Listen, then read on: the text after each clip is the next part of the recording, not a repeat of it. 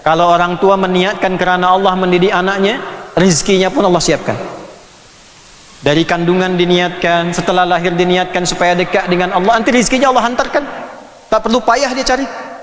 Fataqabbalaha rabbuha biqabulin hasanin wa ambataha nabatan hasana. Orang tua yang menyiapkan anaknya kerana Allah, dididik kerana Allah, masukkan pondok kerana Allah, didoakan kerana Allah, maka Allah terima doa dan ikhtiar orang tuanya. Allah rawat dia sampai tumbuhnya. Wa ambataha nabatan hasana, dijaga sampai tumbuhnya. Dihantarkan. Ya, kullama dakhala 'alaiha Zakaria al-mihrab wa kaffalaha Zakaria, dididik oleh Zakaria. Soleh, alim. Maaf, tuan-puan ingin sekolahkan anak, cari tempat, cari sekolah, cari madrasah, cari pondok yang tuan gurunya, guru-gurunya satu alim, dua salih. Alim saja tak cukup. Soleh saja tak alim tak cukup. Cari soleh dan alim. Cari pondok, cari madrasah yang gurunya, pengajarnya, cikuknya soleh, solehah, alim. Syarat 2. 3. Kullama dakhala 'alaiha Zakaria al-mihrab wajada 'indaha rizqa. Setiap mengantarkan kebutuhan Maryam itu sudah ada semua kebutuhannya. Pakaiankah, makanankah, segala rupa. Tengok yang punya kunci itu, cuma Nabi Zakaria, tapi setiap dibuka sudah ada kebutuhan. Maka ditanyalah, dikonfirmasi, ya Maryam anna laki hadza. Maryam, dari mana semua ini? Untuk memastikan, dia tahu dari Allah, untuk memastikan benar tak pendidikan nih. Anak yang sedari kecil dikatakan padanya Allah, dikenalkan dengan Allah, ditarbiyah dengan mendekat pada Allah dan Rasulullah, maka pertama yang keluar di lisan yang mulia itu kalimat-kalimat thayyibah. Ada budak kecil di Indonesia itu dari kecil dikenalkan dengan Allah, begitu dia masuk mau disuntik itu vaksin, yang keluar astagfirullah, astagfirullah, baru 3 tahun lah dia. Yang keluar itu astagfirullah, astagfirullah. Dekatkan kepada Allah, dia kenal Allah. Dekatkan kepada mainan, robot-robotan dan sebagainya, dia hafal nama-nama itulah. Ya. Kenalkan dengan Allah. Maka dia cakap, dia katakan qalat huwa min indillah. Ya paman, seperti paman tahu semua dari Allah. Bukan itu kalimat pentingnya. Kalimat pentingnya semua yang di Quran penting, tapi yang terkait dengan kisah kita adalah, perhatikan kalimatnya, innallaha yarzuqu man yasha bighairi hisab. Ini yang hendak saya ijazahkan. Paman, seperti paman tahu, sungguh Allah itu akan selalu memberi rizki pada siapapun yang dia kehendaki tanpa batas apapun. Tanpa batas. Nabi Zakaria membaca rizki itu bukan punya makanan, bukan hanya pakaian, bukan hanya kebutuhan materi, tapi keturunan pun rizki. Tuan-puan tenang nih sekarang, tenang, lapang, itu rizki. Ya. Dan itu lapang tuh lebih mahal dibandingkan banyaknya harta. Ya, tuan-puan pilih ya, saya berikan pilihan. Kaya tapi gelisah atau miskin tapi lapang. Tak ada pilihan ketiga. Kaya tapi gelisah atau miskin tapi tak tenang. Huh? Nah, ini menunjukkan sakinah itu mahal. Karena itu dalam rumah tangga sakinah didahulukan sebelum mawaddah. Quran surah 30 ayat 21. Wa min ayatihi an khalaqalakum min anfusikum azwaja litaskunu ilaiha, sakinah. Wa ja'ala bainakum mawaddah. Sakinah datang mendahului mawaddah. Karena sekalipun mawaddah ada tanpa sakinah, tak bahagia, tak berjaya kehidupan rumah tangga. Nah, ini dilihat oleh Nabi Zakaria, Allah memberikan rizki pada Maryam, keturunan pun rizki, tapi hanya diberikan pada siapa yang dikehendaki. Ijazahnya, bila kita membaca ayat Quran, di dalamnya ada kalimat Allah berikan kepada siapa yang dikehendaki, maka maknanya jadilah kita yang dikehendaki oleh Allah itu. Bukan tahdid, bukan untuk membatasi, tapi mengajak kita masuk pada golongan yang dikehendaki itu. Maka Nabi Zakaria melihat kepada dirinya apa yang Maryam punyai yang belum dimiliki oleh Nabi Zakaria. Ternyata mihrabnya Maryam. Selama ini Nabi Zakaria berdoa, Maryam berdoa di mihrabnya. Maka beliau bertabaruk dengan mihrabnya Maryam, berdoalah di mihrab itu. Minta kepada Allah. Maka solat ditunaikanlah dalam solat. Pindahlah ke ayat 38. hunalika, di mihrab Maryam itulah, da'a Zakaria, berdoalah Nabi Zakaria. Qala rabbi habli, maka beliau membuka doanya dengan menyebut nama Allah. Rumus kalau ingin cepat dikabulkan doa, satu, sebut nama Allah yang sesuai dengan kebutuhan kita. Permintaan kita apa? Cari nama Allah sesuai dengan permintaan itu. Dari mana rumusnya? Di Quran surah 17 ayat 110. Ini kalau agak panjang sikit apa ya, kita melebar sikit. Quran surah 17 ayat 110. Qulid'ullaha awid'ur rahman ayyamma tad'u falahul asma'ul husna. Bila engkau hambaku memiliki hajat kepadaku, sebut namaku. Bukan update status, bentangkan sajadah, bukan bentangkan Instagram, bukan buka YouTube lantas tuan puan siapalah itu subscriber ucapkan amin ya, tak? Innama ashku bathi wa huzni ilallah, kata Nabi Yakub di surat Yusuf. Aku tuh kalau ingin curhat sama Allah, kerana itu belajarnya yang betul lah. Sharaf belajar betul, nahwu belajar betul. Orang sekarang belajarnya pakai YouTube sehingga tasrifnya berbeza. Taba yatubu YouTuban, Instagram yastan ribu Instagraman, Fasbaka yu Facebooku Facebookan. Banyak orang cakap sekarang di Instagram, aminkan ya. Tak, buka sejadah, hamparkan, minta. Pertama, sebut nama Allah ya Allah. Dua, sebut nama ya Rahman. Ya Rahman. Karena nama Rahman itu untuk memberikan semua kasih sayang untuk hamba-hamba di muka bumi ini. Ya, sifat Allah. Dalam ulama itu kalau membuka majlis-majlis seringkali itu membuka dengan satu hadis yang sangat viral. Ar-Rahimuna yarhamuhumur Rahman. Atau dalam riwayat lain, yarhamhum ya Ar-Rahman tabaraka wa ta'ala. Irhamu man fid dunya yarhamuhum atau yarhamhum man fis sama. Rahman. Bolehlah kita baca ya Rahman lalu sebutkan hajat kita. Ayyamma tad'u, tapi kalau tuan puan tahu, sila pilih nama yang sesuai dengan hajat kita. Allah bentangkan nama yang sesuai dengan hajat kita, diberilah nama itu dengan Al-Asma'ul Husna. Nah, Al-Asma'ul Husna ini bukan sekedar nama dia 99, tak. Semua nama itu dipilihkan oleh Allah sesuai hajat kita. Tuan-puan butuh rezeki, sebut namanya ya Razak. Ada masalah, ingin ada solusi, sebut namanya ya Al-Fattah. Belajar di pondok, ingin dibuka ilmu, sebut namanya ya Al-Alim. Banyak problem lah kita, minta pada Allah, sebut ya Sabr. Kita tak perlu semua disebut. Semua disebut ya Sabr, tak punya problem, dikasihlah problem tu. Ya, pilih nama sesuai kebutuhan hajat kita. Nabi Zakaria difonis, orang cakap, orang kata ini tak mungkin punya keturunan, terbatas dia. Maka beliau memilih nama Allah yang memberi tanpa batasan, Wahhab. Dialihkan ke permohonan hab. Qala rabbi habli, ya Allah. Sila tengok terjemahannya. Mereka kata hamba tak mungkin punya keturunan karena hamba punya keterbatasan. Maka hamba mohon kepada engkau saja yang memberi tanpa batasan. Min ladunka, dari sisimu saja. Karena orang cakap tak mungkin dari mereka, maka hamba minta darimu saja. Ya. Rabbi habli. Hunalika da'a Zakaria rabbah. Qala rabbi habli min ladunka dzurriyyatan thayyibah innaka sami'ud du'a. Ya Allah, darimu sahaja anugerahkan keturunan yang baik, engkau pasti mendengar doa hamba. Perhatikan terjemahannya, tafsirnya. Kalau pada yang maha mendengar pun tak terkabul, lantas kepada siapa lagi ya Allah hamba mesti bermohon. Nah, itu yang saya maksud tadi, itu merayu Allah dengan kalimat-kalimat yang halus. Bila kepadamu yang maha mendengar tak dikabulkan, lantas kepada siapa ya Allah hamba mesti bermohon. Itu doa dimohonkan dalam solat, dalam berdiri.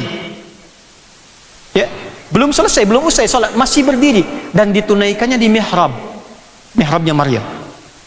Maka apa yang terjadi? Tanpa jeda, selesai berdoa, belum selesai solat, selesai berdoa, turun malaikat langsung menyampaikan berita menggunakan fa. Fanadathul malaikatu. Fa itu dalam ilmu nahwu harfu atfin rabitin baina syai'aini bila hudud. Huruf konjungsi, penyambung dua peristiwa tanpa jeda. Peristiwa pertama, doa yang dipanjatkan Nabi Zakaria. Peristiwa kedua, pengabulan dari Allah atas doa yang dimohonkan. Antara bermohon dengan mengabulkan tanpa jeda. Tak ada jeda sama sekali. Selesai berdoa, seketika turun jawaban. Turun malaikat mengabarkan, annallaha yubashshiruka bi Yahya. Allah kirimkan berita gembira, kasih kabar gembira, engkau akan punya keturunan, namanya dipilihkan langsung oleh Allah, Yahya. Ini Yahya. Tuh. Ya. Bingunglah Nabi Zakaria, qala rabbi anna yakunu li ghulam. Ya Allah, bagaimana bisa dapat anak sementara istriku, ya? Sudah divonis tidak mungkin mendapati keturunan. Ya Allah, balik tanya, kamu ini bagaimana? Tadi minta, sekarang dikasih, malah bingung, malah bimbang. Maka disuruhlah dia kemudian untuk berzikir kepada Allah selama 3 hari penuh. Ya, karena nanya tadi. Kalau sudah jelas, sudah paham, jangan banyak tanyalah. Ya, terima anugerah, laksanakan. Maka dapatlah itu Yahya. Yang belum dapat keturunan, buat mihrab. Ya, doa, minta dalam solat. Bacakan ayat ini, rakaat pertama ayat 38, rakaat kedua ayat 39. Saya pernah ijazahkan ini pada murid di Melbourne di Australia. 8 tahun belum dikaruniai keturunan. Niatkan karena Allah, ikhlas. Dia buat mihrab, bentangan sejadah. Lepas itu sekitar 3 bulan, ya, tiba kemudian mengabari kepada kami, istrinya teriak katanya, dapat kabar, alhamdulillah dia positif lah. Ya, mengandung, punya anak, kami beri nama Ihsan. Setelah 8 tahun. Ayat ini Yahya. Nah, ini prosesnya Nabi Zakaria mendapatkan Yahya. Nah, maksud saya menyampaikan begini, boleh jadi proses membentuk Imam Nawawi itu tidak semudah yang kita harapkan, butuh proses lah, sabar, siapkan dulu, ya, tunggu dulu, bila ada siapkan. Setelah nampak terlihat dalam dirinya, ya, sifat-sifat kebaikan, segera isi. Apa sifat-sifat kebaikan diantaranya? Nah, pindahlah ayatnya ke sini. Quran surat 6 ayat 85. Ini semua saling tersambung. Saling tersambung. Ya. Wa Zakaria wa Yahya wa Isa wa Ilyas kullum minas salihin. Nah, itu syahid. Ada ayatnya? Quran surat 6 ayat 85. Wa Zakaria wa Yahya, ada Yahyanya. Wa Isa wa Ilyas kullum minas salihin. Tanda pertama, nampaklah mauhibah sifat soleh pada anak itu. Salih.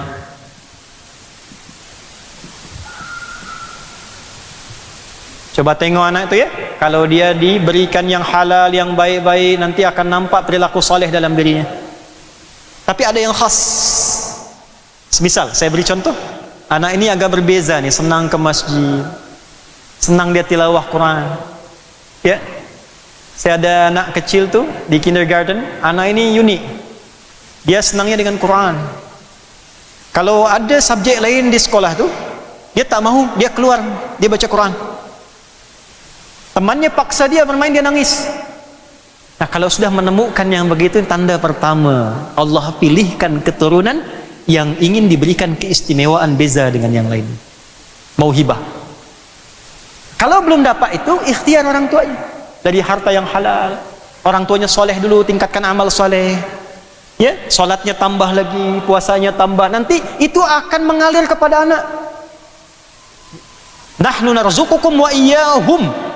Kami berikan rezeki kepadamu, engkau gunakan yang baik, anak ikut baik. Jadi kalau kita menata diri lebih baik, anak kita insya Allah akan ikut jadi baik. Imam Nawawi demikian. Kitab Tabaqat Al-Kubra, juz ke-8 halaman 396. Karya Imam As-Subki. Tabaqat Al-Kubra. Kita pakai referensi supaya bisa dilacak, ya. Juz ke-8 halaman 396. Karangan Imam As-Subki, imam besar, alim. Imam An-Nawawi, Yahya ini, saat tumbuh kecilnya, beliau mendapati keberkahan fase yang kedua ini, saleh. Coba tengok Bapak Ibu, masih ingat ke tadi saya bincang di awal, yang pilihkan nama siapa? Allah. Yang beri nama Yahya kepada Zakaria siapa? Allah. Maka Syaraf, Tuan Syaraf, Said Syaraf tadi, diberikan bimbingan oleh Allah, beri nama anakmu Yahya. ketika tumbuh usia 7 tahun saja, masih kecil ya, usia 7 tahun, maka terbangunlah ia di tanggal 27 Ramadan di tahun 638 Hijriah. Usia Imam Yahya ini 7 tahun, 27 Ramadan. Ia terbangun lalu melihat cahaya sekitarannya. Ya, cahaya, dia kaget sehingga bangunlah ayahnya. Bangun ayah, bangun keluarga. Ya, anaknya cakap nih, ada cahaya sekitaran kita, ada cahaya sekitaran kita. Tapi mereka semua yang di rumah tak lihat itu.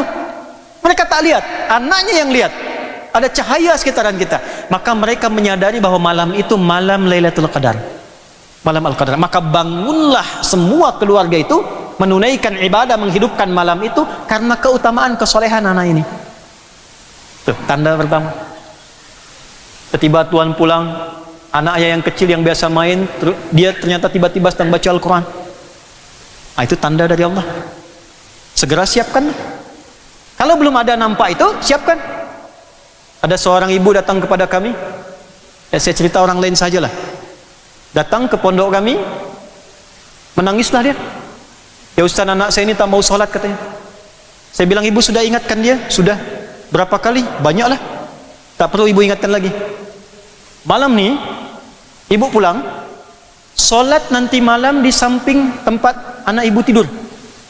Anak ibu tidur, ibu sholat di sampingnya, tak usah bangunkan dia, sholat saja. Nanti lepas sholat, minta sama Allah yang baik, minta, ya katakan, ya Allah, engkau yang menitipkan dia dalam rahimku, engkau yang menitipkan dia untuk aku lahirkan, dan engkau yang menjadikan dia amanah aku untuk ditanya saat pulang. Ampuni aku bila aku salah sehingga menjadikan anakku tak bisa sholat sampai sekarang. Nanti lepas itu 3 hari datang lagi sini ke pondok. Setelah 3 hari nampak ibu itu pukul 6:30 lah, 6:30 AM pagi-pagi morning, datang bawa nasi lemak lah. Orang Malaysia cakap nasi lemak ya, nasi uduk ya. Berbinar bahagia dari jauh, dia ketawa. Ustaz, kenapa pula ibu nih? Datang, saya tanya, kenapa bu? Alhamdulillah anak saya sudah sholat.